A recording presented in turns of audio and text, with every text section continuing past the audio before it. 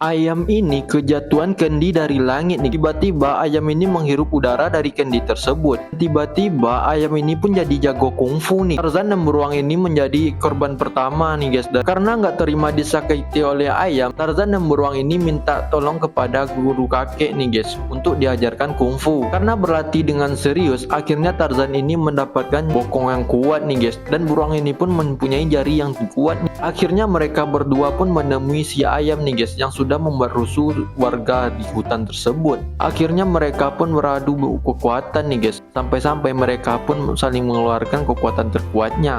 Namun tiba-tiba saja kekuatan si ayam pun ditarik lagi oleh kendi tersebut nih guys. Karena sudah tak terkendali, akhirnya si Tarzan dan si beruang yang telah mengeluarkan jurusnya pun akhirnya mereka berdua bertabrakan nih guys, karena si ayam sudah terlanjur jatuh.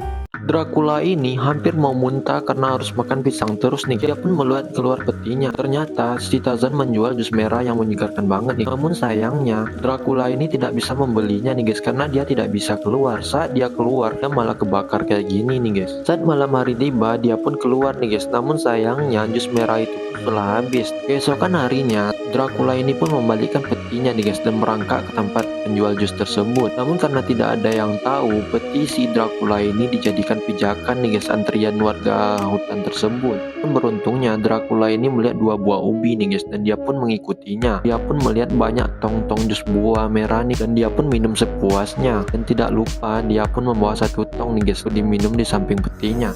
Namun saat ingin menutup peti tidak bisa ditutup dong guys karena perutnya yang buncit. Saat pagi udah mulai tiba, tong tersebut dijadikan ganjal untuk menutup petinya nih guys. Auto kegencet dong guys dan jadi pipis nih. Siapa yang menyangka ya guys, yang kelihatan seperti tumbuhan laut ini ternyata adalah seekor ikan. Dia adalah ikan hairy frogfish nih. Bentuk tubuhnya seperti tanaman laut nih. Dia pun akan menyender di tanaman laut nih guys, seolah-olah dia seperti tanaman. Ini dia lakukan untuk menghindari predator nih guys, dan dia pun mencari mangsa. Dia pun memiliki antena di tubuhnya nih guys. Antena ini seperti cacing nih guys yang akan memancing ikan-ikan kecil untuk mendekatinya. Setelah ikan kecil ini mendekat, dia pun auto melahap makanannya tersebut nih guys. Setelah kenyang, dia pun kembali ke sarangnya. Saat di perjalanan, dia pun bertemu ikan gepeng nih guys dan auto dimakan lagi nih, seolah-olah jadi makan penutupnya.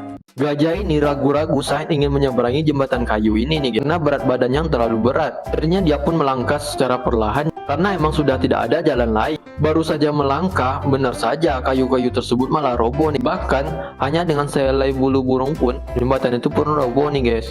Akhirnya gajah ini mempunyai ide nih guys untuk menahan napasnya sehingga belalainya pun seperti balon dan bergerak secara perlahan. Namun tiba-tiba dia pun bersin nih guys dan jatuh lagi ke belakang nih. Semua papannya pun telah jatuh nih guys sehingga tinggal talinya saja. Namun untungnya talinya kuat banget nih sehingga gajah ini bisa merangkak lagi ke ujung jembatan. Dia pun memegang kayu jembatan ini nih guys. Namun dia mengira dia telah jatuh. Namun ternyata itu hanya ketakutannya saja nih guys. Baik banget ya guys gajah ini. Pria ini ketiduran setelah menyelamatkan sang putri dari sang naga. Sambil menunggu pria ini bangun, sang putri pun membakar sisa potongan naga tersebut. Namun aromanya malah mengundang monster Sparrow ini. Dengan mudah monster Sparrow ini mengalahkan pria ini nih. Dia pun membawa sang putri ke kerajaan nih guys. Raja pun harus menepati janjinya, barang siapa yang menyelamatkan sang putri akan dinikahkan dengan sang putri. Namun pria tersebut malah hidup kembali nih guys dengan bantuan rumput ajaib yang tumbuh di makamnya. Dia pun menyelamatkan seekor burung nih guys. Dia pun diberi imbalan dengan seruling emas untuk membantunya untuk mencari apel emas nih. Akhirnya dia pun mendapatkan apel emas tersebut yang di dalamnya ada cacing ini guys yang bisa mengalahkan semua monster. Untung saja pria ini datang tepat waktu nih guys sebelum ijab kabul dilaksanakan. Namun saat melangkah dia pun terpeleset nih guys. Namun untung saja sang putri menangkapnya, menghancurkannya dan menginjak cacing tersebut. Seketika monster Sparrow itu pun hancur dan hilang. Isi kerajaan pun bersuka cita nih guys dengan pernikahan sang putri. Saat memancing di sungai, kan bapak ini malah udah terkoyak nih guys. Ternyata udah dimakan duluan oleh monster sungai. Suatu hari,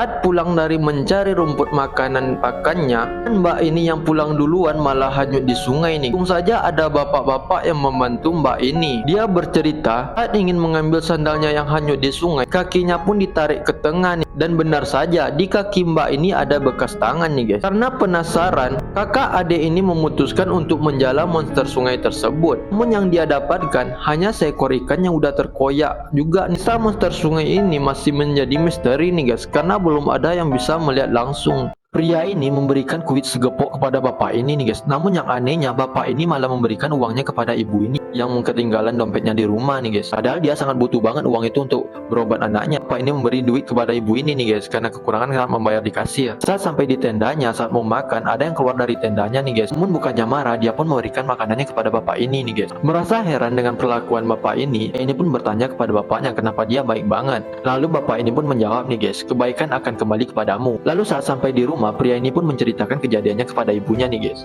Lalu ibunya pun bercerita, dulu saat dia susah, ada seorang pria kulit hitam yang membantunya juga nih guys. Diajak bertemu dengan bapak ini, ternyata bapak ini adalah pria yang membantu ibunya ini nih guys. Karena merasa balas budi, akhirnya bapak ini pun diajak untuk tinggal serumah dengan ibu ini nih guys. Benar banget ya guys, kalau kita berbuat baik, maka kebaikan akan kembali kepada kita. Saat ingin pergi sekolah, Sena melihat Vanes lagi nongki di pinggir sungai nih, sambil memegang sebuah foto. Karena penasaran, Sena pun melihat dengan jeli nih. Ternyata foto itu adalah foto dirinya. Dia pun sangat senang dong guys, karena merasa perasaannya tidak bertepuk sebelah tangan. Namun saat ingin didekati, Vanes pun membuang foto Sena tersebut nih guys, dan membuat ikan-ikan yang melihatnya pun auto mengambang semua nih guys. Auto panen dong Vanes ini nih guys. Bersusah payah untuk mencari ikan, mancing berjam-jam nih guys. Cukup menggunakan foto si Sena, dia pun sudah mendapatkan ikan yang banyak. Kita tentunya pernah dianggap lebih tua ataupun lebih muda dari umur kita yang sebenarnya. Kayak cowok ini nih guys, dia yang mempunyai pacar yang pendek dan imut banget nih guys. Sampai-sampai dia dikira pacaran sama anak di bawah umur. Sampai-sampai ada orang yang mengaduinya ke polisi nih. Saat dibawa ke kantor polisi, mereka berdua ini diinterogasi nih. Saat dilihat di KTP-nya, ternyata jarak mereka berdua ini hanya jarak 2 tahun nih guys. Karena pacarnya ini pendek dan imut banget, sampai-sampai cowok ini dikira pacaran sama anak di bawah umur nih guys.